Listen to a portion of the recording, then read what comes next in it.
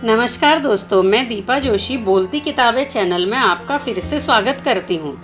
दोस्तों, आप जब योग शब्द को सुनते होंगे तो ज़्यादातर ध्यान मेडिटेशन में बैठे हुए किसी व्यक्ति की इमेज अक्सर मन में आती है, या ज़्यादा से ज़्यादा कुछ डिफ़िकल्ट आसन या पोज में एक्सरसाइज करते हुए लोग। मैंने देखा है कई बार लोग तो ध्यान को ही योग समझते हैं। आखिर एग्जैक्टली यह योग है क्या?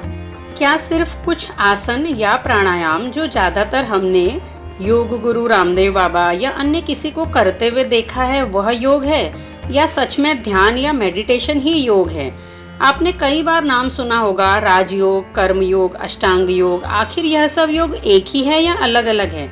दोस्तों, इससे पहले कि हम योग के बारे में सुनने में बिजी हो जाएं, अगर आपने अभी तक चैनल को सब्सक्राइब नहीं किया है तो प्लीज़ सब्सक्राइब करके बेल बटन दबाइए, ताकि ऐसी आने वाली यूज़फुल वीडियोस की नोटिफिकेशन आपको टाइम पे मिल जाए। इतना तो तय है कि आज के बाद आप योग शब्द से कंफ्यूज नहीं होंगे और आसानी से समझ सकेंगे कि योग है क्या और किसी को भी बता सकते हैं। इसीलिए वीडियो को लास्ट तक जरूर देखिए। दोस्तों, आज के वीडियो में हम अष्टांग योग के बारे में सीखेंगे। आधुनिक योग के जनक कहे जाने वाले महर्षि पतंजलि ने अपनी पुस्तक योग सूत्र में इस अष्टांग योग का मार्ग विस्तार से बताया है। अष्टांग योग के इन 8 अंगों के नाम हैं यम, नियम, आसन, प्राणायाम, प्रत्याहार, धारणा, ध्यान और समाधि। यह 8 मार्ग अलग अलग नहीं है, अपितु लक्ष्य तक पहुंचने की एक ही सीढ़ी है। अब यह लक्ष्य क्या है? लक्ष्य है समाधि, परम तत्व में विलीनता।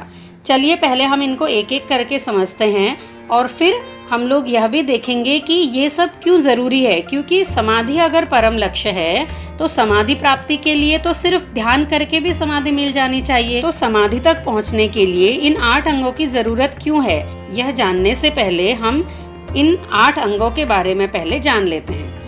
चलिए इनको एक एक करके समझते हैं। सबसे पहले यम। यम के अंतर्गत 5 प्रकार की सामाजिक नैतिकता बताई है।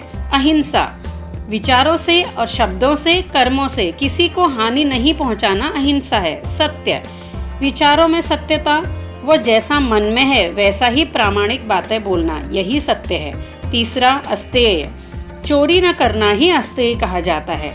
चौथा ब्रह्मचर्य, सभी इंद्रिय सुखों में संयम बनाए रखना ही ब्रह्मचर्य है। समस्त इंद्रियों के काम दमन को ब्रह्मचर्य कहा गया है। किसी भी प्रकार के काम विकार का न होना, अर्थात समस्त इंद्रियों को उनके विषयों से विमुख करना ब्रह्मचर्य है। अगला है अपरिग्रह, किसी भी वस्तु को आवश्यकता से अधिक संचय न करना अपरिग्रह है। दोस्तों, ये 5 यम हैं जो हमारे सार्वजनिक सामाजिक कर्तव्यों को बताते हैं। इसके बाद अष्टांग योग का दूसरा अंग है नियम। ये नियम हमारे खुद के लिए, स्वयं के लिए हैं। इसमें सबसे पहले शौच, मिट्टी पानी द्वारा बाह्य शरीर की शुद्धि व शुद्ध विचारों द्वारा मन की शुद्धि ही शौच कहलाती है। दूसरा संतोष, जो आपके पास में है उसी में संतुष्ट रहना व प्रसन्न रहना ही संतोष है। तीसरा तप, अनुशासन ही तप है। अपने शरीर को सर्दी, गर्मी, भूख, प्यास इत्यादि के लिए तैयार करने को तप कहा गया है। चौथा है स्वाध्याय, वेद पढ़ना, उपनिषद पढ़ना, योग शास्त्र, ओम का जप करना, ये सब स्वाध्याय के अंतर्गत आता है। चौथा है ईश्वर प्राणिधान, अपने सभी कर्मों को ईश्वर में समर्पित करना। ईश्वर में समर्पण ही ईश्वर प्राणिधान है। अष्टांग योग के ये 2 अंग यम और नियम हमने समझे, जिसमें यम सामाजिक कर्तव्यों को दर्शाता है और नियम हमारे खुद के लिए है। इसके बाद अष्टांग योग का तीसरा अंग है आसन। दोस्तों, वैसे तो आसनों के नाम महर्षि पतंजलि ने अपने योग सूत्र में नहीं बताए हैं। यह हठ योग का एक मुख्य विषय है। आने वाले वीडियोस में मैं आपको हठ योग के बारे में भी विस्तार में बताऊंगी। अभी आसनों के बारे में आपको सरलता से समझ में आ जाए तो मैं आपको बताना चाहूँगी कि आपने जो योगासन के नाम सुने हैं उसी को यहाँ पे आसन का नाम दिया है। जैसे कि वज्रासन, सिद्धासन, पद्मासन, पश्चिमोत्तानासन, धनुरासन, जिनकी डेली प्रैक्टिसेस से हमारा शरीर स्वस्थ व मजबूत रहता है। हम में से बहुत से लोग इन योगासनों को करने को ही आज तक योग समझते थे, किंतु आसन योग का सिर्फ एक भाग है, संपूर्ण योग नहीं है। चलिए आगे बढ़ते हैं। अष्टांग योग का चौथा अंग है प्राणायाम। प्राणायाम का तात्पर्य है प्राण अर्थात सांसों का, आयाम अर्थात दो श्वासों के बीच की दूरी बढ़ाना। अगर सरल शब्दों में कहूँ तो श्वास निश्वास की गति के नियंत्रण को प्राणायाम कहा जाता है। आपने कुछ प्राणायाम के नाम भी सुने होंगे, जैसे भस्त्रिका प्राणायाम, भ्रामरी प्राणायाम, उद्गीत प्राणायाम, शीतली, शीतकारी इत्यादि। अष्टांग योग का पांचवा अंग है प्रत्याहार। हमारी इंद्रियां, आँख, नाक, कान, इन सब का ध्यान हमेशा बाहर की ओर रहता है। इन सब को अंतर्मुखी करना प्रत्याहार है। इन इंद्रियों को बाह्य विषयों से हटाकर अपने चित्त के स्वरूप का अनुकरण करना, चित्त में एकाग्र करना प्रत्याहार है। इसके बाद अष्टांग योग का अगला अंग है धारणा। किसी भी सूक्ष्म विषय में चित्त को स्थिर करना धारणा कहलाता है। जैसे नाभि प्रदेश में, वक्ष, हृदय, कंठ इत्यादि में चित्त को धारण करना, यह सब धारणा है। इन सब जगह चित्त को लगाकर क्या लाभ हैं? सठ चक्र क्या हैं? क्या यही शरीर के सठ चक्र हैं? इनको कैसे करना चाहिए? क्या चक्रों की साधना ही धारणा है? इन सब के बारे में हम आने वाले वीडियोस में डिटेल में सीखेंगे। आज हम पहले अष्टांग योग को समझ लेते हैं। अगला अंग है ध्यान। धारणा करते समय जिस स्थान पर चित्त को स्थिर करने का हमने प्रयास किया था, वही चित्त के एकाग्र हो जाने को ही ध्यान कहते हैं। ध्यान को आप सामान्यतः अंग्रेजी में मेडिटेशन भी कहते हैं। अष्टांग योग का आठवां व अंतिम अंग है समाधि। यह अष्टांग योग और किसी भी अन्य प्रकार के योग का परम लक्ष्य है। ध्यान की सर्वोच्च अवस्था को ही समाधि कहा जाता है। इसके बाद कुछ भी शेष नहीं रह जाता है। जिस प्रकार जल में घुला नमक जल से अलग नहीं दिखाई देता है, उसी प्रकार मन व आत्मा की एकता समाधि है।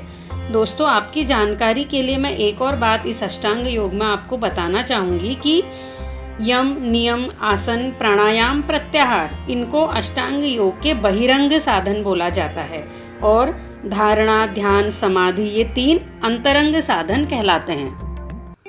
दोस्तों, मैंने आपको यह बताया कि यह अष्टांग योग क्या है, इसके कितने अंग हैं और इसका सर्वोच्च लक्ष्य समाधि है। यहाँ पर एक बात मैं आपको अवश्य ही बताना चाहूँगी कि ऐसा नहीं होना चाहिए कि अगर हम समाधि तक नहीं पहुँचना चाहते हैं तो हम योग के मार्ग को अपनाएं ही नहीं। आपको इस अष्टांग योग में से जो भी अंग, जो भी आपके करने के योग्य लग रहा है, ईजी लग रहा है, वो आप ज़रूर कीजिए। जैसे आसन, प्राणायाम, ध्यान। समाधि हमारा लक्ष्य न सही, लेकिन स्वस्थ शरीर व स्वस्थ मन तो सबका लक्ष्य होना ही चाहिए, जो कि योग के बिना बिल्कुल संभव नहीं है। और खासकर आजकल की इस भागदौड़ भरी लाइफ में, जहाँ पे काम का बोझ, पढ़ाई का बोझ, यह सब इतना मेंटल प्रेशर है, जहाँ बाहर इतना पॉल्यूशन है, जहाँ खाने के हर सामान में शुद्धता नहीं है, मिलावट है, इतने रिस्की समय में योग ही एकमात्र ऐसा उपाय है जो हमें फिजिकली व मेंटली हेल्दी रख सकता है। इसीलिए मैं आपसे रिक्वेस्ट करूंगी कि योग को अपने डेली लाइफ में किसी न किसी रूप में ज़रूर कीजिए। चलिए वापस अष्टांग योग पर आते हैं। दोस्तों, अभी तक जिन 8 अंगों के बारे में हमने सीखा, चलिए उनको एक बार समराइज करते हैं और देखते हैं कि यह सब ज़रूरी है क्या और आपस में एक दूसरे से कैसे रिलेटेड है। हम सर्वोच्च अवस्था से शुरू करते हैं। फ्रेंड्स, जैसा कि अब हम यह जान चुके हैं कि समाधि तक पहुंचना ही योग का लक्ष्य है। योग ही क्यों, यह मनुष्य जीवन का सर्वोच्च लक्ष्य है। अब समाधि तक पहुंचने का मार्ग तो ध्यान ही है, क्योंकि ध्यान की सर्वोच्च अवस्था को ही समाधि कहते हैं। अब घंटों ध्यान में बैठना तो तुरंत संभव है नहीं। इसीलिए ध्यान करने से पहले चित्त को एकाग्र करने के लिए धारणा की प्रैक्टिस करनी पड़ती है। हमने सीखा था कि धारणा अष्टांग योग में ध्यान से पहले की अवस्था है। चित्त को एकाग्र करना भी इतना सरल नहीं है, क्योंकि हमारी इंद्रियां, आँख, कान इत्यादि बाहर की दुनिया का इतना कुछ देखते हैं कि उनको अंतर्मुखी करना पहले ज़रूरी है। तो प्रत्याहार द्वारा इंद्रियों को बाहरी दुनिया से हटाकर अपने चित्त का अनुकरण करने का अभ्यास कराया जाता है। चित्त शांति के लिए प्राणायाम ज़रूरी है। अब आप यह सोचेंगे कि प्राणायाम तो श्वास प्रश्वास की प्रक्रिया है, इसका चित्त से क्या रिलेशन है। फ्रेंड्स, आपने देखा होगा जब आप गुस्से में रहते हैं या घबराहट में रहते हैं तो आपकी सांसें बहुत तेज तेज चलने लगती हैं और आपको सलाह दी जाती है कि लंबी गहरी सांस लो। इसी एक उदाहरण से आप समझ गए होंगे कि हमारा चित्त व प्राण एक दूसरे से कितने गहरे जुड़े हुए हैं। प्राणायाम की परिभाषा हठ प्रदीपिका में देते हुए कहा भी गया है, चले वाते चलम चित्तम निश्चले निश्चलम भवेत, अर्थात प्राणों के चलायमान होने पर चित्त भी चलायमान हो जाता है और प्राणों के निश्चल होने पर चित्त भी निश्चल हो जाता है। अब बारी आती है इसकी पहली अवस्था आसन की। दोस्तों 10-15 मिनट तक या ज़्यादा समय तक अगर प्राणायाम करना है तो प्राणायाम करने के लिए हमको पहले किसी भी एक आसन में, पद्मासन, वज्रासन में बैठकर प्राणायाम की अलग अलग विधियों को करना है। तो क्या हमारा शरीर, हमारा कमर, हमारे पैर, हमारे हाथ आधा घंटे तक इस पोजीशन में बैठने के लिए आपका साथ देते हैं या दर्द करने लगते हैं? इसका अर्थ हुआ कि पहले हमको योगासनों के अभ्यास द्वारा अपने शरीर को स्वस्थ व इतना मजबूत बनाना पड़ता है कि वह प्राणायाम या ध्यान के लिए तैयार हो सके, क्योंकि यह शरीर ही वह साधन है जिसके माध्यम से ही हम जीवन के लक्ष्य को प्राप्त कर सकते हैं। अब बारी आती है इसके पहले के अंग यम नियम की।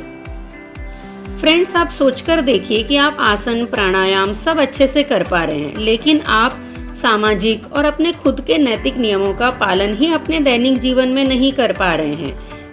मतलब मन में दूसरों के लिए ईर्ष्या का भाव है, किसी और की संपत्ति को देखकर बहुत धन संपत्ति अर्जित करने की इच्छा मन में अभी तक बनी हुई है, विचार भटक रहे हैं, कर्मों को ईश्वर को समर्पित न करते हुए हम खुद ही कर रहे हैं, यह कर्तापन का अहंकार अभी तक मन में है। तो आप खुद सोचिए कि क्या हम इस अवस्था में योग के सारे अंगों तक सफलतापूर्वक पहुंच पाएंगे? निसंदेह बिल्कुल नहीं। इसीलिए सबसे पहले अपने दैनिक जीवन में यम नियम पालन करना अनिवार्य है, तत्पश्चात ही योग को शुरू करना फलदायक है। दोस्तों, मैं उम्मीद करती हूँ कि अष्टांग योग की यह जानकारी आपको पसंद आई होगी, तो वीडियो को लाइक ज़रूर कीजिए और दोस्तों के साथ शेयर कीजिए और कमेंट बॉक्स में यह भी बताइए कि आप और कौन से टॉपिक पर वीडियो चाहते हैं। तो चलिए मिलते हैं अगले वीडियो में फिर एक नए टॉपिक के साथ में। Thank you.